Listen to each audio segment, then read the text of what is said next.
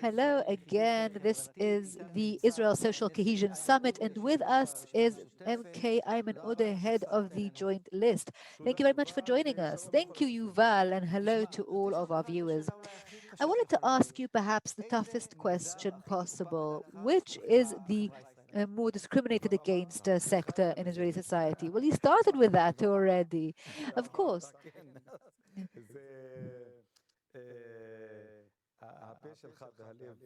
So your heart and mouth are all the same.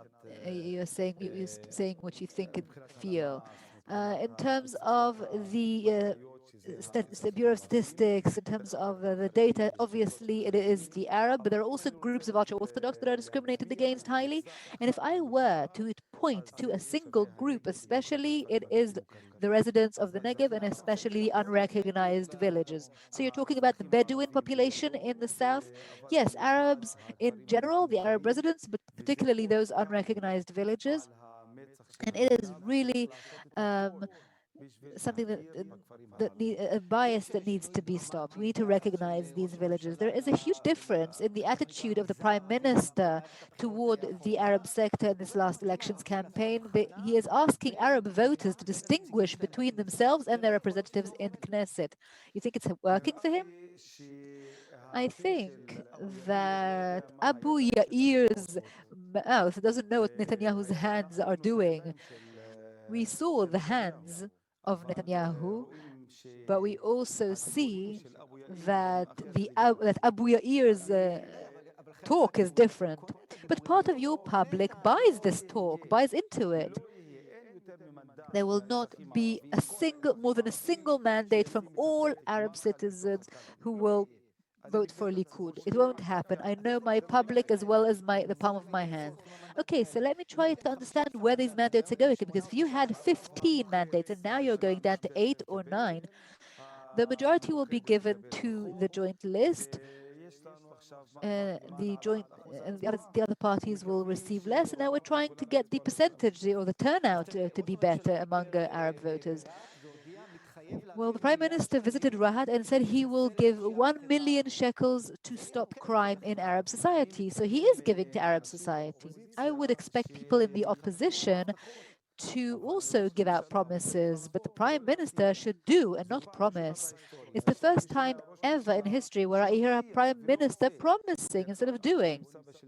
By the way, he has been in power since 2009, continuously. Before then, he was the Minister of Finance, no less. And before then, he was a Prime Minister again. The head of Yesh Atid, Yair Lapid, has announced that he will be willing to collaborate with the joint list, even from the outside, to set up the next government. Are you reaching back to him? What Yair Lapid said is a sentence that really is a precedent by central people in the political system in terms of being in the government or the head of the opposition. Even Rabin didn't say it, Gantz didn't say it. It's not a recommendation. It's not even a blocking block. He's not talking about everyone except Balad. Yeah, except those who support terrorism. He said that. Okay, whoever supports terrorism and whoever perpetuates this terrible occupation, this cursed occupation that hurts the Palestinians but also the Israelis. May we do everything in our power to reach peace that will be better for us all, for the Palestinians and for Israelis as well. I'm asking whether you are collaborating with him. We'll have to wait and see for after the elections and see. We were the brave ones. Those who ran away were others. We were courageous. We said yes. We were willing, but we didn't have a partner.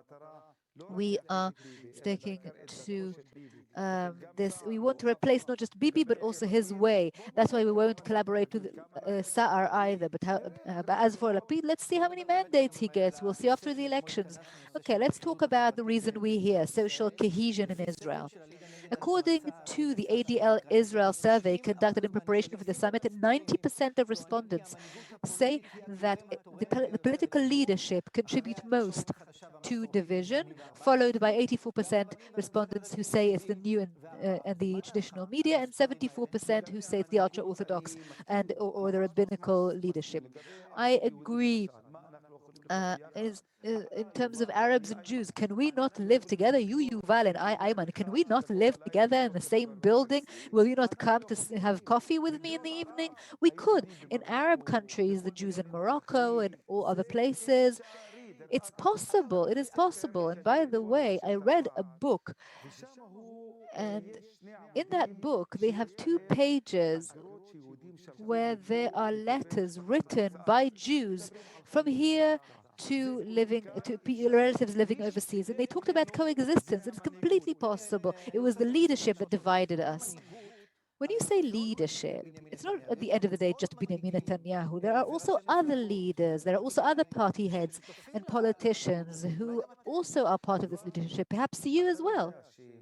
Yuval, you know that when they said Arabs, people lost polls as well. Yair Lapid, when he said yes to Arabs, got 5 mandates more. Why? For 2 reasons. The second reason is because of the open democratic discourse we have. The first reason is because we will be strong. We want to be part of the power. We want to be equal, but you're actually getting weaker. You're not becoming stronger. From 15 mandates, you're down to 9. That's becoming weaker, not stronger. You know that in the recent elections, we began with 10 mandates and we ended up with 15. We work hard. These mandates will go up. Will this miracle happen? You will see in reality how we go up. And by the way, with these 9 mandates, we are still, we are still the ones who are going to tip the scales. Without us, Benjamin Netanyahu can't set up a government. He we want a democratic discourse and we want to take part and we want to maintain our national values and an identity. Okay, so let's talk about the integration of Arab Israelis into society. Yuval, by the way, why don't they say Israeli Jew, only Israeli Arab? Do you have an explanation for that? We should think about that. I know what you're saying, I understand. You say Israeli Arab, why don't you say Israeli Jew? Would you rather say the Arab sector? We are the Arab citizens. Okay, so let's talk about the integration of the Arab citizens in Israeli society. Only 25% of Arabs want to integrate, 32% want to integrate in medium range, and 20% only little. I want to help you. 90% of Arab citizens want 2 things. They want to maintain their national identity and integrate together. Sometimes there's a conflict. It's like being part of the defense system or being in the Ministry of Foreign Affairs and having to be the spokesperson representing uh, Bibi Netanyahu. Of course, some people are doing that, but I'm talking about 90%, not the 10%. They want both things at the same time. They want a national identity and collective rights, but also they want to integrate. And when there's a conflict, they're saying, okay, we're going to set it aside until the occupation is over, until the racial things like the nation state law will be over, and then we will see where we are. But this current state of affairs with these 2 things at the same time, that's the way of the Arab citizens. Okay, I can understand your criticism of Netanyahu and how he's responsible for the polarization and division in Israeli society. But isn't it possible that you also are responsible? Where's your responsibility? Where does it lie? I think that we are doing everything in our power to speak with Jewish society. Do you know what we do every single day in order to speak to the entire society in every event? You know, in my office, my aides don't ask me if I'm getting invited to a Jewish school because they have my decision. Every request you should say yes to, because at the end of the day, if we release all the Arab citizens, we alone cannot do. But without us, it's impossible. We internalize the first part, the democratic Jews must internalize the second part. That without us, it is impossible. That way, we can collaborate mutually and respectfully in order to bring the 4 things: peace, equality, democracy, and social justice.